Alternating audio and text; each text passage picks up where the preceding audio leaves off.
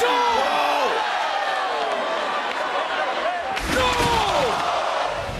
tired of being humble. I'm tired of letting people think they got a chance. The tribal chief is head and shoulders above everybody.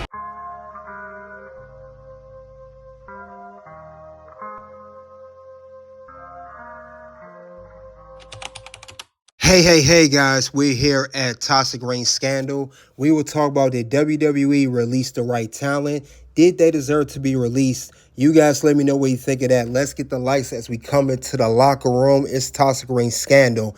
Now we're going to talk about the releases of a lot of stars that were released between yesterday and today. And according to WWE, since they have so many people on the roster on both men's and women's division, some people had to get cut, and unfortunately, these people that I'm about to talk about now had to be cut from the roster. And if you guys haven't heard, as of yesterday and today, there have been a lot of people released from WWE. Let's go down the list, shall we? We have here Authors of Pain, AOP for short, and Paul Ellering, Blair Davenport, the Good Brothers, or the OC, or the Club, Sonya Deville, Cedric Alexander, Giovanni Vinci, Isla Dawn. Now, Isla Dawn, Giovanni Vinci, that was this morning. That was today. That was just recent after. And I heard, and I got a feeling some more releases going to come. But we got to be honest. Most of the talent wasn't being used at all. AOP with Paul Ellering, we just saw him standing there with Karrion Kross on Raw. AOP rarely had matches. Blair Davenport, you wasn't even on TV. She's one of the talent that wasn't even on TV. Good Brothers wasn't on TV. Sonya Deville, she seemed like she was unhappy at times. And it seemed like, and I noticed that. Sonya Deville wasn't, she was barely having any matches. She was on TV, but barely doing anything for that PFC stable, Pure Fuse Collective. Now that's gone too. Cedric Alexander, who's on NXT, I called this out for him a long time ago. At some point, I knew he might get released. I like Cedric, but they was doing nothing with him. I know him on NXT. I say it all the time. Once a main roster star, especially a veteran, goes back down to NXT permanently, that's pretty much the end of their career. Ask Dana Brooke, ask Baron Corbin. Cedric Alexander's a part of that group. Giovanni Vinci, not even on TV. He came back after being kicked out of Imperium. He did have 2 matches where he lost in real fast. That was it. And Isla Dawn, now that was the shocker for me. That's the one that done it for me. I knew people was going to get released. A lot of these names, I'm not even gonna front like I didn't know that some of these people get released. I'm not even gonna act like they wasn't. But I knew most of these people would be gone at a nick of time. I knew that would happen. Majority of these people, I'm not surprised. Yeah, I'm not surprised at all. It's not a shocker. But the one shocker that did get me more than anything else, of all these people being released in a matter of within 24 hours, definitely was Isla Dawn. Now, she went on there and announced on Instagram, she's here for a good time now, a long time. See you in 90, meaning 90-day clause. She was a shocker. Biggest shocker. I did not think this was going to happen. I didn't at all.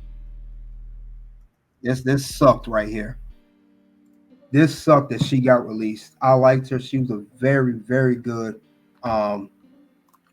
tag team with Alba Fire. Isla Dawn was a shocker. I didn't know Isla Dawn was going to get released like that. She's a very, very good talent. Held the women's tag team championships. Good rivals for Bianca and Jade. Very good rivals for other tag teams. I believe that tag team definitely helped beef up the women's tag team division. It sucked that she's gone. Now, Alba Fire, I think she's still there. unless she is. But Isla Dawn and Alba, they work together so well. I remember when they first teamed up. Isla Dawn came from NXT UK after Alba Fire came from NXT UK. They had a rivalry at first, and I think Isla Dawn defeated Alba Fire. Isla Dawn defeated her, and then they decided to become a tag team. They tag team all the way up until Isla Dawn had her release. But this right here sucked real bad. I was not feeling this at all. This was terrible, and it was not good. This was definitely not good at all. I did not know she would, of all people, would get released. Now, I know she hasn't been on TV that much lately, but we see her every now and again. Her and Alba Fire, but they could have found a spot for them. But that's how it is. We got too much talent on the roster. And one thing I will say again, I said it before, I'll say it again. This is a clear case of the results of WWE draft is a scam. I have said that before. The draft is no good. No good at all.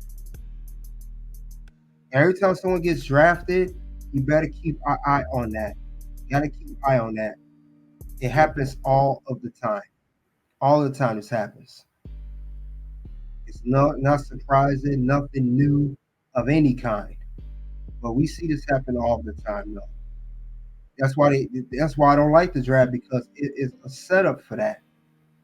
It's a setup for that period.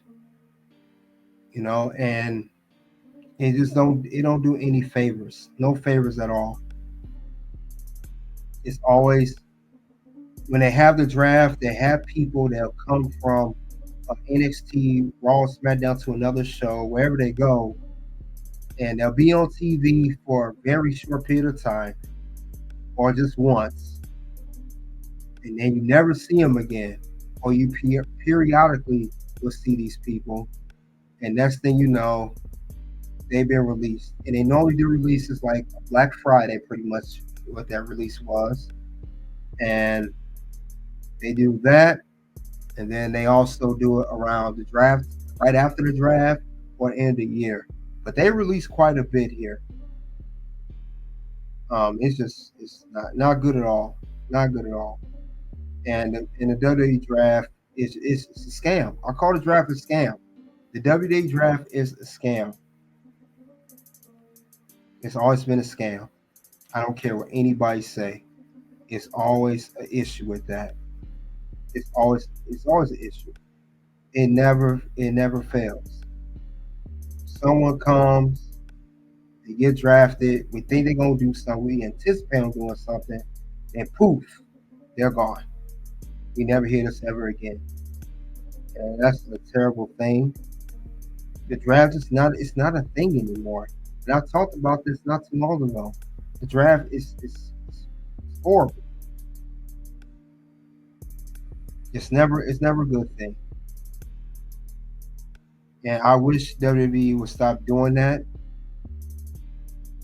And the thing about it is, they do this too because that will be their excuse. Because they know that the superstar gonna be upset. They know they'll be upset about. They know won't be upset about not being on. They'll be upset about not.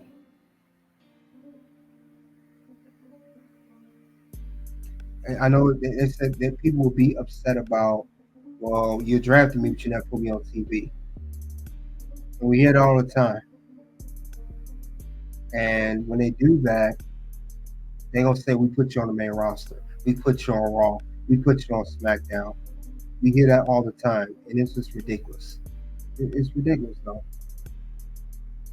It's just enough is enough at this point.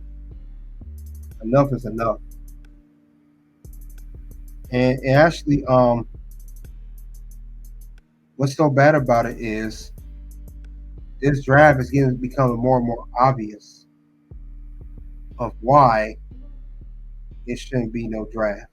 And Dijak, remember, he did an interview back in with Fightful Select with Sean Ross, and he talked about it. He talked about it before. I think I played on here before, but I'll mention it again. He mentioned how the draft pretty much in so many words is a setup. When you're drafted, And he said it, if it's the final round of a draft, like the sixth round, it's very, very late. Like the drafts that are not televised, you're pretty much known that at some point in time you will be released. And he said that, or don't renew your contract, whatever the case may be, still not with the company no more. And pretty much when it comes down to that, that's what happens. So good luck to these people that got released. Good luck in their future endeavor. In 90 days, we'll see some of these people on independent scene or TNA or even AEW. But I really hope these people do find find the work that they're looking for, or if they have another outlet they want to do instead of wrestling, good luck in that too. Some of this sucks, and we knew this was coming too because WWE has too many superstars as a whole. They have too many people in the company, and unfortunately, they had to release some people to make space. Or as they say in sports, as WWE like to follow sports so much, cap space. They are beyond the salary cap. That's what this pretty much is. Since WWE want to copy off NFL, NBA, this is due to the salary cap being too high, and that's what they're doing. But I wish this would be. Good luck to those people. But with that being said, let's move on to the bonus round, and we're gonna talk about it, guys. We're gonna talk about. All right, that's all I have for the WWE Release the Right Talent. We're talking about, did they deserve to be released? Now, some people, it was not surprising, like I said before, but the most shocker was Isla Dawn. I thought they could have did something with her. She had a great tag team with Alba Fire. AOP, Authors of Pain, especially after they was released before and then brought back. They never really did nothing with them. They just locked them up in that stable with Karrion Kross and Final Testament, which didn't do nothing. But you guys let me know what you think of that. Soon to videos will pop up, guys. You already know what it is. OUT.